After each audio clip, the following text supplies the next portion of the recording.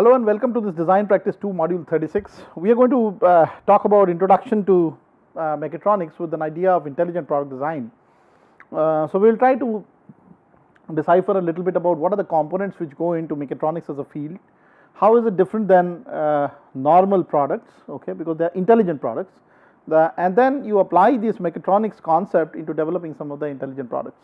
Okay, so let's look into what really is this mechatronics. So it's a synergistic integration of mechanical engineering, electronics, intelligent computer control all together. And what we aim to do in this particular course is to design and manufacturing of products and processes which seem to be influenced by all these different domains. And there are many such products which exist, particularly let's say a car, okay, an automotive sector or an airplane. These are all intelligent products. There are controller signals which are being gauged in a manner so that they are able to do their job well through sophisticated computer control, okay, and a lot of feedback and tailoring the user signal to be doing the job in a manner that it should, so that the product performs well. There are many areas. You can have automotive, aerospace, medical equipments, defense systems, consumer products, even manufacturing, all the CNC processes, they are all driven through mechatronics.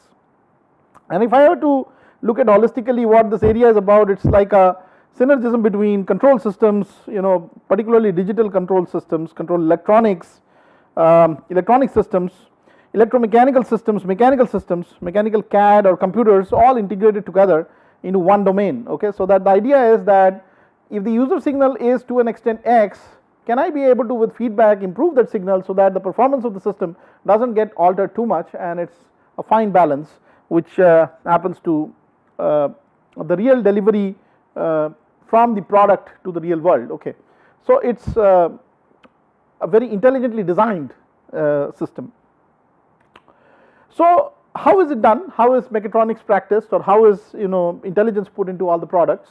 So you have various components of the system. So you have a mechanism in place which is more like the mechanical part of the system or the component. You also have an actuator which drives this mechanism. So this is really the power input and this is really the power output, okay, of the system. And the way that the actuator drives the mechanism is based on a sensory aspect which comes from a sensing tool, a small sensing tool, which will see how much motion or how much mechanical output is being delivered, and if there is a path correction which is needed, path correction will be done in accordance, okay, and that happens through electronic device which will again be able to guide the actuator by giving definite power outputs, so that the mechanical system can execute a motion, or the mechanism can execute a motion, or maybe some mechanical delivery of power, okay, in whatever formulation, whatever form, in a certain specified manner, okay.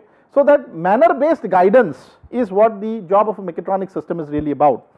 So when we look at the details of it, so you have an actuator which is powered from an external source, okay, and it generates a physical signal, and this physical signal is able to drive a mechanism which will give out the power of the system, okay. So on one hand you have the mechanism which is giving out power, delivering power in some sort, mechanical power mostly, okay, and then on the other hand you have the actuator which is doing this job of delivering power inside, so that the mechanism can deliver power outside. For example, let's say when we talk about an engine and a wheel, okay, so the engine is giving a power to a gear train, and the gear train is able to drive by making rotation happen through with the wheel, and the rotation is getting translated into a linear motion, okay. So you basically driving the wheel of a car through this whole process of actuation and mechanism, okay. But the important part is that how well the mechanism behaves also describes of how well the car runs, okay. So in that event, if power is available only at a constant manner, you may not be able to have intelligent guidance possible unless and until you basically take the physical signal, okay, in form of a sensor, etc., to see what is going on in terms of the operation or the power delivery of the mechanism, and then feed back with an intelligent electronic device the amount of power that would be necessary from as a function of time of this actuator through an electronic signal, okay, so that it can actually be able to guide the mechanism to a intended set of operation in an intentional manner. So all this intent based control is what mechatronics is about. So the first part, so there are many parts of this mechatronics based control.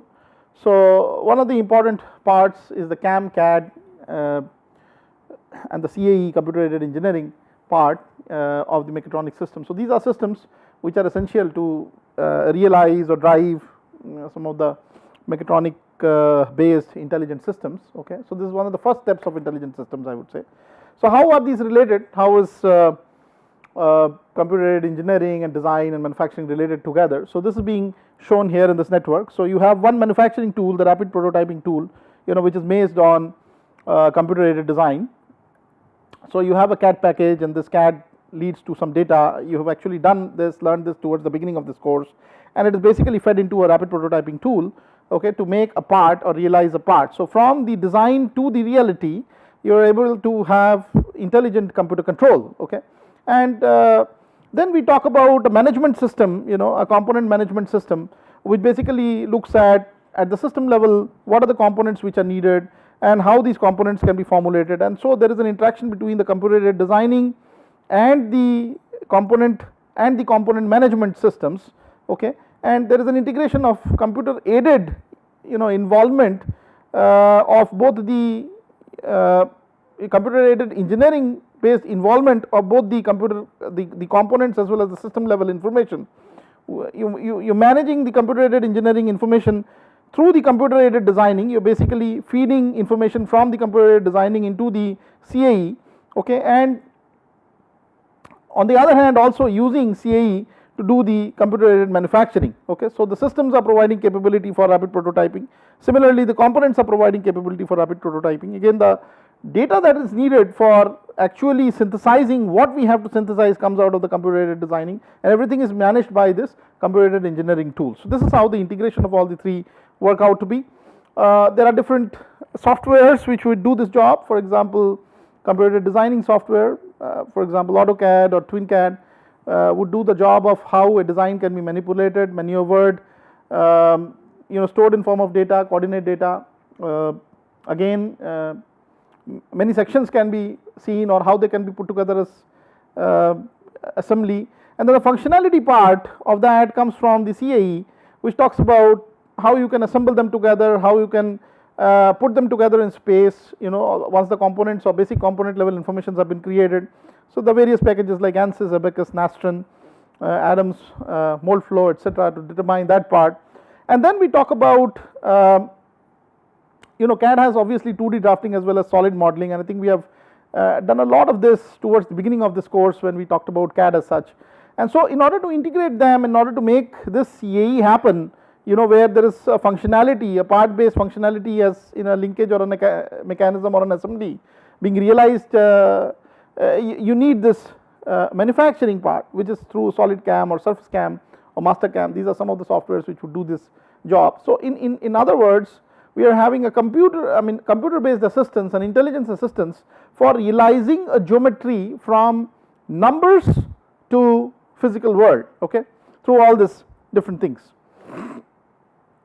The other thing we need to learn is about microprocessors and microcontrollers, and what are the differences between both, because they both go into mechatronic systems and they are intelligent systems with electronic control.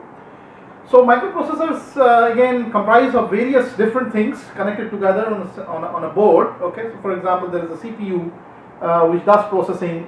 There is no RAM or ROM or IO on the chip itself, but there are different units. So there is a random access memory, there is a read-only memory, there is a input-output device again, but they are all on different they are all different entities connected together, and you need an assembly board to connect all this together. If we talk about a microprocessor, examples could be Intel's x86 or Motorola's 680X0.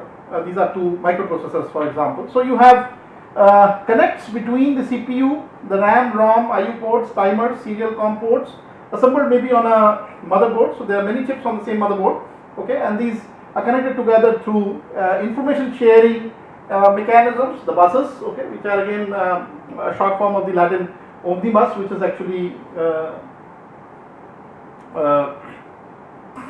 which means that they are systems to handle data. So you have input output data, okay, being handled, and they are all connected together to formulate a general purpose microprocessor system. On the other hand, if I look at the microcontroller, the basic difference is, so it's a smaller computer, okay, and it has everything on a single chip. So you have on-chip RAM, ROM, IO ports based on a single chip here. Let's say, for example, this is a microcontroller chip which has everything in it. So CPU, RAM, ROM, they are connected together through various systems of systems, but then, you know, this is one entity rather than a board assembled with many components together, okay, which is formulating a microcontroller. So you have again Motorola's 6811 or Intel's 8051, Zilog's Z8 or PIC 16X. These are all different microcontrollers. So essential difference between both is that in a microprocessor, the CPU is standalone, RAM, ROM, IO timers are separate. A designer can decide on the amount of ROM or RAM that is needed, or even how many IO ports are needed. They are expansive in nature, very versatile, general purpose. However, microcontrollers are the only advantage they have is they are smaller and more integrated. So everything is together on a single chip. Okay, CPU, RAM, ROM, IO, timer, they're on a single chip. You have a fixed amount of on-chip ROM, okay, RAM or IO ports for applications in which cost, power, and space are critical. Microcontroller would serve as a better tool rather than a microprocessor, because here we have to assemble a board on board, okay, of something. So, and then the microcontroller is only with a single purpose, okay, so it's programmed in a manner that will deliver only certain job. So let's look at again something which is very important to understand, what talks about PC based measurements and controls. So typically there is a PC board, okay, and you know it will acquire signals and it will try to help to plot the signals. This is probably an analog of what a CRO would do, that it would actually measure, you know, signals which are there in different circuits. This is the cathode ray oscilloscope, for example, okay. So how the data is handled is by many means. For example, you can have universal serial bus, USB based ports, you can have serial parallel ports, you could have CAN bus, okay, you could have GPIB. So all these different, you know, input output ports are utilized to talk to the controller, okay, which is assembled in the PC board, and use the various aspects of the controller when we talk about designing a PC based microcontroller, okay, or a microprocessor. So the whole idea here is that whatever sensors and actuators are integrated to an intelligent mechanism or an intelligent mechanical system has to essentially use some of these ideas together in order to function in a unified manner. And let's look at sensors and actuators. I think I have vastly described this in the MEMS area earlier, but a sensor is a device that converts an environmental condition into an electrical signal. Condition could be related to motion or related to you know, surrounding atmosphere with a certain dangerous gas, okay, something which creates a change, okay, and then we are trying to transfuse that into a signal which is more machine readable. And an actuator, on the other hand, is a device that would convert a control signal, usually electrical in nature, into a mechanical action, that is motion. It could be a motor rotating, for example, which will create rotary action. Through a linkage or a mechanism, we could transfer this action further into something, maybe a linear motion or maybe a periodic motion. So taken together, the sensors, actuators, controllers and power supply form the basic element of any control system. In it, if you look at discretely what these actuators would do, these are, for example, some of the actuators. This is a motor where essentially what is happening is that the magnetic field is being varied between different places from 1, 2, 3 and 4. Okay, so there is a rotating magnetic field on the stator which makes the rotor move, which gives you rotary power out of the system. These are some of the systems, okay, I'm mentioning. Again, there can be a DC signal given to the central shaft, okay, and a stator which is more fixed in nature with north and south pole, which could cause again circular motion to happen. There could be a AC based signal given to a magnetic coil which is there in a fixed magnetic field, and you know, the AC signal would ensure that the current directions alter, because of which there are differential Lorentz forces on both these components based on whatever is the static field, okay, and it will allow motors to rotate. The contacts in such cases are given through these contact brushes, which formulate the basis of feeding the coils which are there in the rotor. So these are some of the actuators which would be conventionally used to create motion. For example, if you looked at anti-lock braking system in a car, so the system basically has a mechanical component which is being pressurized through oil pressure, which is controlled through a set of pumps and valves, and pumps are again controlled through motors.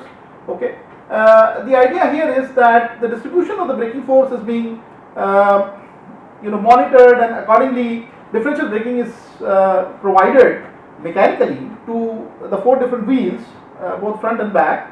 And in this case, so there are various speed sensors, for example, which will monitor what is the differential speed on the wheels, okay, and accordingly decide what kind of braking forces through the electronic control.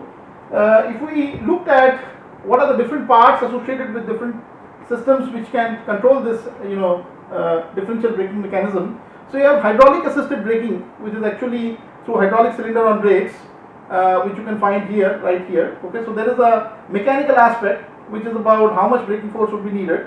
So the hydraulic cylinders will provide just about enough forces, and that would depend on the pumps and the motors, which would allow the oil, okay, to go inside and create piston pressure, which will cause the disc brakes to happen. There is of course a wheel speed sensor which is there, which is based on some mechanism again, for sensing where mechanical motion is transduced back into electrical signal, and there is this ABS control unit which will determine how much of pressure goes to whatever wheels, in terms of pumps getting 4 different routes or 4 different oil routes to send to the different cylinders, okay, which will create the pressurization action at the mechanical level or at the wheel level. So it's a combination of the hydraulic cylinders which will create some kind of mechanical output. The wheel speed sensor will monitor the output, feed back to the ABS control, which will again create the solenoid pulse on the hydraulic line, whether it is the left front wheel or the right front wheel, or similarly the rear wheels, and then determine how much amount of oil should go or get distributed into these 4 brakes, so that exactly the required amount of braking is given differentially in both the different wheels. So you have a mechanism, you have a sensor, you have an electronic device and actuator all in place when we talk about such hydraulic system. There are many other examples. For example, mechatronics can be used from macro to micro applications. The figures here on the right show big objects, cars, stealth bombers, high-speed trains, which are based on some of these mechatronic principles. Okay. Again, you can have micro tools or consumer electronic products or even MEMS, which you have extensively done earlier, which would actually be direct application of such mechatronic systems. Manufacturing has a lot of applications demanded through mechatronics. For example, all the CNC machining processes where I explained to you there is a stepper motor or a DC motor, and there is a control, intelligent control based on a machine controller, okay, or a machine CPU, is all based again on mechatronics, where there are sensors which would be used as speed governors, or which will be also used to see what is the depth and feed and motion of the various racks, okay, which are able to align, de-align the workpiece with respect to the working tools. So these are again very high-end applications of mechatronics. There are advantages. This may deliver the highest accuracies and precisions and be able to create complex shapes. Needless to mention all this because I have done it extensively while doing CNC and CNC programming. This again is a mechatronic system for the seat module. How much reclining has to happen in the seat, or how much feed forward or feed backward has to happen based on the passenger size in the car is a very important question. So you again comprise electronic management system which will actually automatically, as the passenger comes in, there are certain cars where the seat would automatically manage, or even at the press of a button it will manage, so that there is a requisite ergonomic position for a driver of a car which comes into place, or as a matter of fact any other vehicles. So you have a seat architecture harness showing various smart connectors, interconnections together, which will provide a solution for any seating system, which is also mechatronics driven. Again, what can be done in space? This right here is a Phoenix Mars lander. It's a bot which can collect specimens, do microscopy, electrochemistry, various different analysis on the same board. So it's an extremely complicated, again, mechatronic system, mechatronic assisted system, which will take a sample, analyze the sample, send the data, do all this intelligently while moving itself through a very complex terrain. Okay, so the advantages this robot has that it can travel to other planets, take measurements automatically, and send and signal those measurements back into the ground station for us to be able to look at different aspects of planets and others, interplanetary space. So this is the range and expanse of mechatronic systems. I think I would like to sort of introduce this and close this particular module.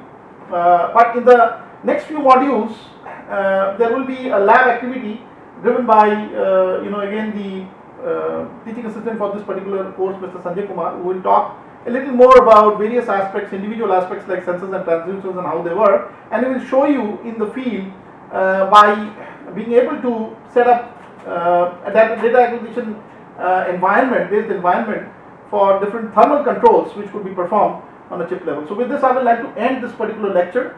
Thank you, see you and goodbye. Thanks.